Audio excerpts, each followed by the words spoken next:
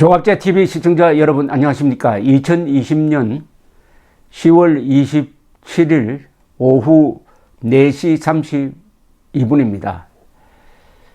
이건희 회장의 별세를 계기로 해서 기업인에 대한 평가가 이제 새롭게 이루어져야 하는 것 아니냐 하는 생각이 듭니다. 이건희 회장을 묘사한 언론 중에서 이런 표현을 쓴 곳이 있더라고요. 은둔의 승부사였다. 아주 적절한 표현입니다. 이 바깥 세상으로 잘 나오지도 않고 잘 알려지지도 않은 분인데 은둔형이죠. 그러나 승부사였다. 은둔하면서 골똘히 생각한 전략적 선택을 통해서 삼성전자가 산업화가 가장 늦은 한국에서 세계 4대 제조업 회사로 키웠다. 은둔의 승부사. 아주 독특한 캐릭터를 절묘하게 표현했다고 생각을 합니다. 우리나라에서 기업인 하면은 두 분이 먼저 떠오르죠. 역시 이병철, 정주영. 저는 이병철, 정주영 두 분을 가깝게 본 경험이 있어서 그 에피소드를 하나 말씀드리려고 합니다.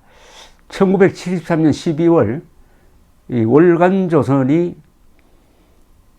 이병철 삼성그룹 회장을 지금 신라호텔 꼭대기에서 만나서 6시간 인터뷰를 했습니다. 월간조선을 대신해서 선우휘 조선일보 주필께서 인터뷰를 하고 저는 배석을 해서 그 기록을 정리를 했습니다.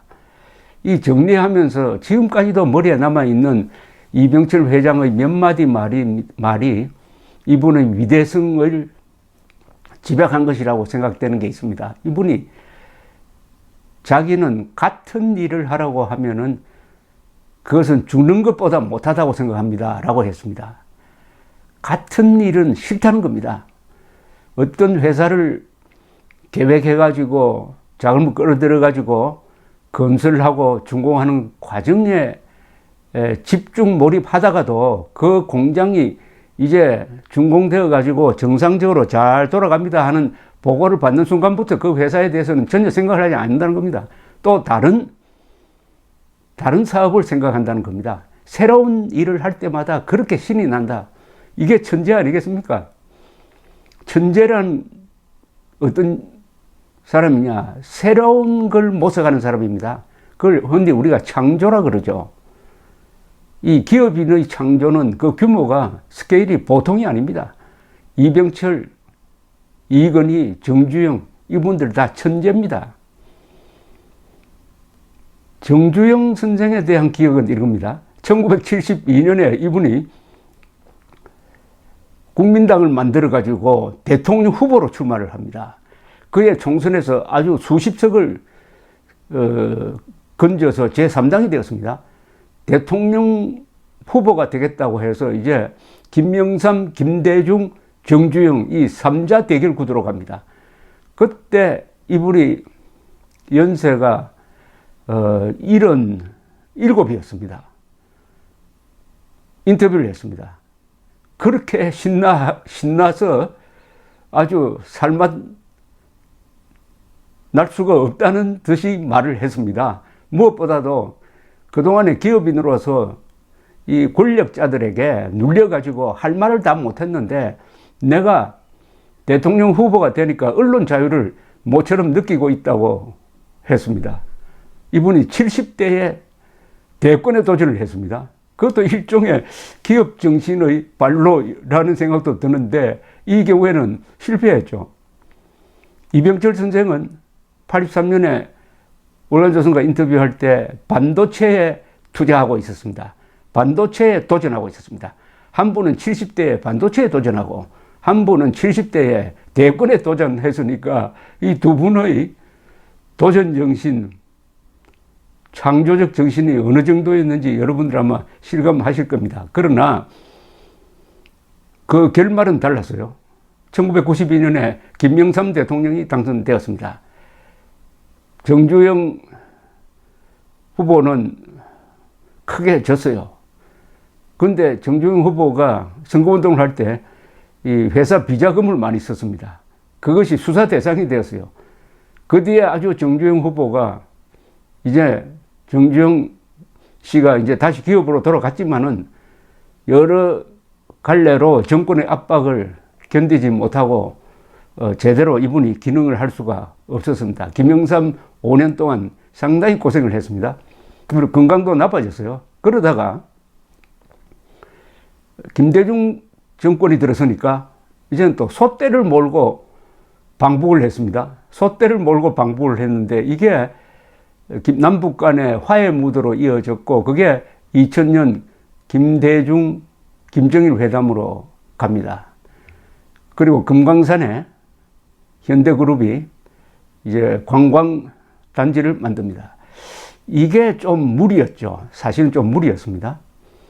그러다가 다시 이 현대그룹의 내분이 일어났고 이러는 과정에서 이 대북 사업에 손을 댔던 정몽헌 씨가 투신 자살하고 하는 이런 일도 있었습니다. 그러나 이 정주영 선생이 이룩한 기업이 워낙 커서 지금도 현대자동차, 현대중공업이 세계적 기업으로 잘 굴러가고 있습니다. 70대에 도전한 분들. 이 두 분에 대해서 아주 절묘한 평을 하신 분이 있습니다. 누구냐 하면은 이 두 사람을 잘 아는 사람이 바로 이명박 전 대통령입니다. 이명박 현대건설 30대 현대건설 회장이 된 분인데 이분은 정주영 씨와 나중에는 갈라졌습니다. 정주영 씨가 국민당을 만들 때 이명박 씨는 따라가지 않고 오히려 김영삼의 민자당에 들어갔습니다. 그런데 이명박 씨가 정주영 회장이 잡고 한 직후, 그러니까 2001년 5월로 월간조선에서 한 인터뷰가 두 분을 이렇게 평을 했습니다. 아주 가까이에서 본. 사람들은 정 회장을 가리켜 무모할 정도로 밀어붙이기만 하는 기업인으로 생각하기가 쉬운데 정 회장에 대한 왜곡된 편견입니다. 그런 식으로 일을 하면 한두 번이야 성공할 수 있겠지만 30년 동안 그랬겠어요? 그는 우리나라가 농경시대에서 산업사회로 진입하고 개화하는데 주역을 맡았던 선구자였습니다. 그는 기업가 집안에서 태어나 그것을 체질 속에 익힌 사람도 아니고 오로지 배운 것이라고는 농사 짓는 경험 조금 가지고 산업사회를 일으킨 사람입니다. 그는 오늘날 그 어떤 벤처기업인보다도 더 벤처 정신이 왕성한 사람이었습니다. 이병철 회장은 매우 치밀한 경영인으로 알려져 있습니다. 반대로 정주영 회장은 무모한 모험가로 흔히 대비되곤 합니다. 만약 이병철 회장이 치밀하기만 하고 결단력과 모험심이 없었거나 정주영 회장이 무모한 모험심만 있고 치밀하지 못했다면은 두 사람 다 오늘의 삼성과 현대라는 거대한 기업 집단을 만들어내지 못했을 것이고 국가 경제 발전에 끼친 공로도 별것 아니었을 것입니다. 요컨대 정주영, 이병철 두 사람이 다른 것 같았지만 사실은 비슷한 점이 더 많았다는 겁니다. 정주영 회장은 아주 거칠게 보이지만은 철저한 준비를 했다는 겁니다. 이병철 회장은 신중한 것 같았지만은 모험을 할 때는 무시한 결단력을 보였다는 겁니다. 그게 바로 반도체에 투자해가지고 오늘 삼성전자를 만든 그 70대의 모험이죠. 그래서 겉으로만 보고 판단하지 말라. 이런 이야기를 하는 가운데 하나 좀 우스운 이야기를 제가 소개를 해드리려고 그러는데요. 이건 제가 정주영 회장을 옆에서 모시고 다닌 분으로부터 직접 들은 이야기입니다. 1992년입니다. 정주영 현대그룹 창업자가 대통령제 후보로 뛰고 있는데 한 신문이 이렇게 보도를 했어요. 정주영 회장은 하루 4시간씩만 자고도 정력적으로 뛴다. 한 측근이 그 신문을 정 회장에게 보여주었습니다. 정 회장이 이 기사를 읽더니 이렇게 말했다고 합니다.